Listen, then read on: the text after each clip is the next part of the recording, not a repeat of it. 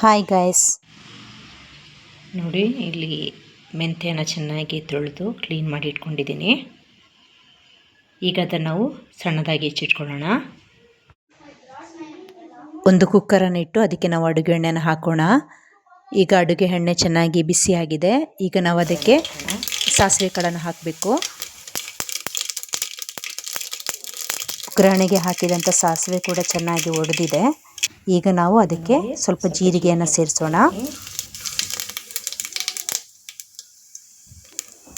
ಜೀರಿಗೆ ಒಡೆದಾದ ಮೇಲೆ ನಾವು ಸ್ವಲ್ಪ ಒಂದು 3 ರಿಂದ 4 ಒಣಮೆಣಸನ್ನು ಕೂಡ ನಾವು ಸೇರಿಸಿ ಅದನ್ನು ಕೂಡ ಚೆನ್ನಾಗಿ ಫ್ರೈ ಮಾಡೋಣ. ಈಗ ಇದಕ್ಕೆ ನಾವು ಹೆಚ್ಚಿಟ್ಕೊಂಡಂಥ ಈರುಳ್ಳಿಯನ್ನು ಸೇರಿಸಿ ಚೆನ್ನಾಗಿ ಬಾಡಿಸೋಣ.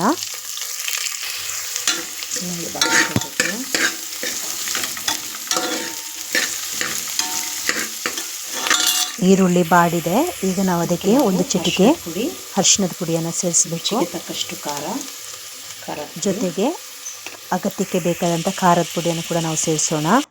ಫ್ರೈ ಮಾಡ್ಕೋಬೇಕು. ಫ್ರೈ ಆದಮೇಲೆ ನಾವು ಹೆಚ್ಚಿಟ್ಕೊಂಡಂಥ ಟೊಮೆಟೊ ಹಣ್ಣನ್ನು ಕೂಡ ನಾವು ಇದಕ್ಕೆ ಸೇರಿಸೋಣ. ಟೊಮೆಟೊ ಹಣ್ಣನ್ನು ಕೂಡ ಚೆನ್ನಾಗಿ ಬಾಡಿಸ್ಕೊಳ್ಳೋಣ. ಈಗ ಅದಕ್ಕೆ ತಕ್ಕ ಉಪ್ಪನ್ನು ನಾವು ಸೇರಿಸೋಣ. ಎಷ್ಟು ಬೇಕು ಅಷ್ಟು ಸೇರಿಸ್ಕೊಳ್ಳಿ.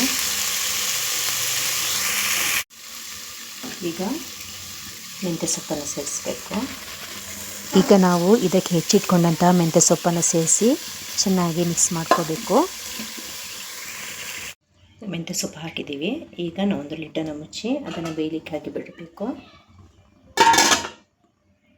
ಈಗ ಮೆಂತ್ಯ ಸೊಪ್ಪು ಚೆನ್ನಾಗಿ ಬಾಡಿದೆ. ಅದಕ್ಕೆ ಬೇಳೆಯನ್ನು ಸೇರಿಸಬೇಕು. ಮೆಂತ್ಯ ಸೊಪ್ಪು ಚೆನ್ನಾಗಿ ಬಾಡಿದೆ. ಈಗ ನಾವು ಅದಕ್ಕೆ ಬೇಯಿಸಿಟ್ಕೊಂಡಂತಹ ತೊಗರಿ ಬೇಳೆಯನ್ನು ಸೇರಿಸ್ಕೋಬೇಕು. ಈಗ ಎಲ್ಲವನ್ನು ನಾವು ಚೆನ್ನಾಗಿ ಮಿಕ್ಸ್ ಮಾಡೋಣ. ಬಿಡಬೇಕು.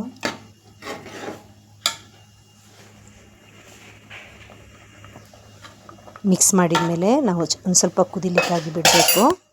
ಈಗ ನೋಡಿ ನಮ್ಮ ಸಾರು ಕುದೀತಾ ಇದೆ.